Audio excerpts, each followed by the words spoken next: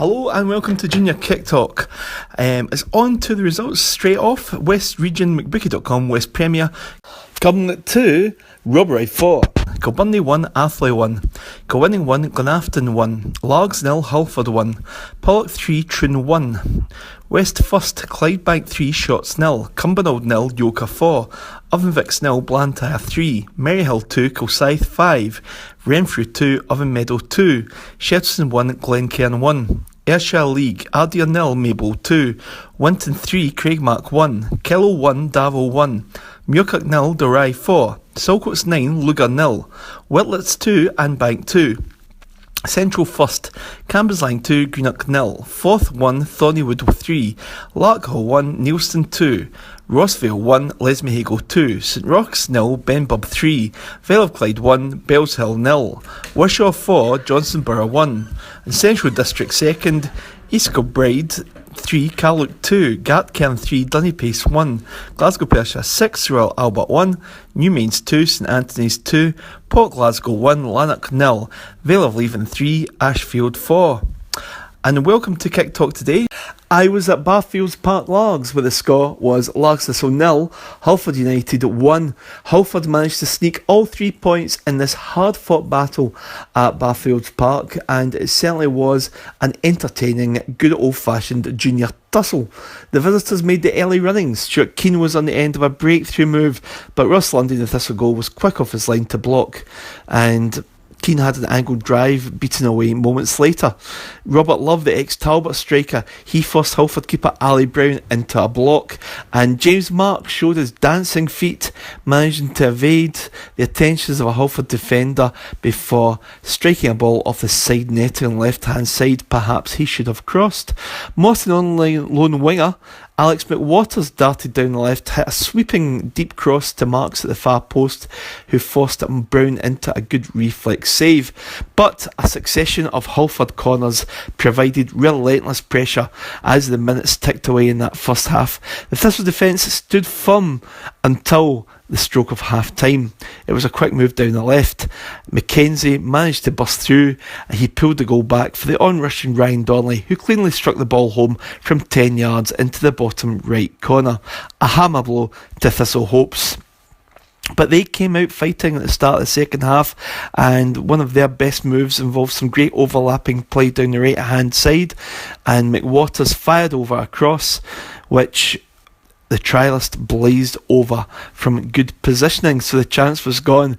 Laurie McMaster had to clear off the line, a dangerous header from a Halford corner, and ex-Kelly forward Mark Roberts, who has more clubs than Jack Nicholas according to one Rye Halford supporters' musings, he nearly made his mark in this game as he clattered a late shot off the right hand post to give Halford what would perhaps have been a more flattering scoreline, because Largs certainly gave their all in this battle and were tenacious at times, but they just could not find the breakthrough. So really all credit to Halford in that respect. They pressed and pressed. Thistle defended well, and it took a high quality goal to overcome them, but at the end of the day it's Halford that are sitting on 6 points after 2 games, and Largs Thistle have none. So after the game, I spoke to Largs Thistle manager Brian Slavin. He said to me, in terms of the display, I'm satisfied, but the fact is, at the end of the day, we didn't put the ball into the back of the net. There's been small decisions in front of goal and in defence not holding the line effectively enough, which has cost us, and that has been the difference in the last 2 games. I don't think the teams have been particularly any better than us, but we continue to point out these issues to the boys, and we hope they take these things on board. The more games we play at this level, the more accustomed we will become, but it is a step up. I never thought it would be an astronomical rise. It's not a great deal further up, he says, in terms of certain aspects. He says there's some better players. We need to think a bit quicker and make better decisions. So a lot of work for Largs Thistle there on the training pitch. But Brian said he sees a lot of parallels between when he first took over at Largs and Again, he says he's not concerned. Performance-wise, they played well enough. It's just making the right decisions at the right time. So, wise words there from Brian. But Largs will be playing Cumnock at Townhead Park's new artificial surface on Saturday, and Cumnock have had 2 defeats. So, like Largs, so it's really all to play for, even at this early stage of the season. I'm joined by Frank Cassidy from the Cumnock Chronicle, and we're looking back at the junior football scene. It's been, we'll start off just looking at the Scottish Senior Cup, Beath 2, Auchinleck 2. The top guns arguably probably in the Premier League at the moment. That was quite a result. When you look at it, it means it's going to be a replay at Beechwood Park next week. So it's all to play for, and I believe this is actually the second game in a row after the Ada Cup as well in midweek. But 2 each, what a result, Frank? Yeah, it certainly was, and ironically they were actually due to play each other on Saturday past there in the league. So that'll be obviously put in the back burner yet again. And news hot off the press, the winner of this match will play Strathspey Thistle at home. So looking at the league form of Strathspey. Big question, Frank, who's going to win? Yeah, I'm sitting on the fence, I am sorry to say. You've got to favour Talbot on their own patch, but Bees are really playing well just now, by all accounts. I haven't seen them yet this season. Saw them at the tail end of last season, and by all accounts they're playing well. Well, so, I'm gonna stick my neck out and say it's going to go to penalties. So that's about as far as I'm going to say in that one. I would not be surprised if that was the case. Right, Definitely okay. not. No, it's a bit like the Talbot and Hurlford were going neck and neck for the last few years. Maybe it's Talbot and Bees now have taken over at the mantle. The mantle, quite possibly. Hurlford fans might not be too happy to hear that, but we'll see. It's all in the melting pot, and junior football is fascinating once again. Yeah. And we were both at games at the weekend. I first of all, I was at Largs Thistle versus Hurlford. As you know, Hurlford are always a very strong team. You've seen them a few times over the past while as well. Ryan Donnelly got the only goal to separate the sides. From a Largs perspective, I personally thought Largs certainly gave a good account of themselves. They could maybe consider themselves that they put a lot of effort into the game, and it was a goal just in the stroke of half time that edged it for Hurlford. But Hurlford are always strong, aren't they? And they've made a great start to the season, Frank. Yeah, once again, 100% record, I believe. So yeah, they've done really well. Absolutely, but you know some of the players as well. They've got some great experience in there. I mean, the thing that got me was on Saturday they brought on Stuart Keane. They had Stuart Keane to start with, who's always one of their main ever presence, and Mark Roberts. So that's effectively an ex-senior frontline. Yeah, of course, and then experienced strikers as well. You need a wee bit of an injection of that when you've got young teams. So it can only be good for Hurlford. It just shows you how strong this division is going to be, I suppose, the Premier Division. But we'll move away from the Premier at the moment, because you were the Ayrshire District league match with Winton and Craigmark. So go ahead, Frank. Yeah, another decent game. I've been pleasantly surprised this season at the first of all, they had that cup between the Ayrshire District league sides, and then again the leagues got underway.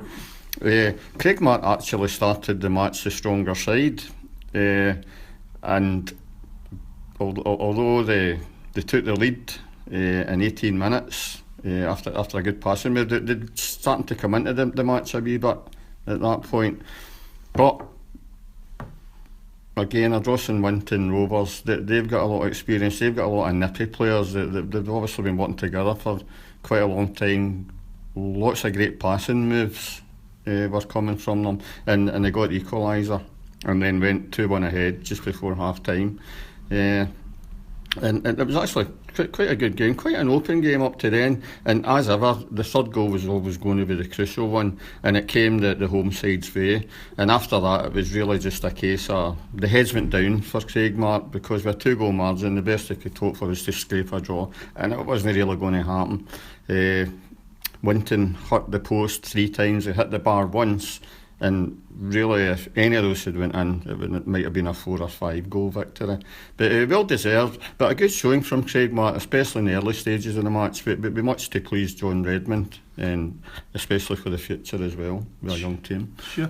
I saw Winton early in the season. They beat Largs 3-1, and they certainly had a lot of quite impressive young players and a lot of experience with the Caddises. So they certainly seem to have a very good mix there under the manager, Sandy McLean. Craig Mack will maybe be a bit disappointed. They had a great result the week before. I think they managed to come back from 3-1 down to beat Saltcoats 5-3. So it's a good start for Winton, though. They've certainly done well in the league. You were also at the Ardac Cup semi-final last week involving Kilbirnie and Cumnock, two Premier sides, and it was a good win there for Kilbirnie. Yeah, it was in the end up. I mean, it was quite a cagey first half. The teams were kind of cancelling each other out. Kilbirnie took the lead from a free kick. Free kick played into the box. Good header to make it 1-0. But Cumnock came out with all guns blazing after the break, and they really took control of the game.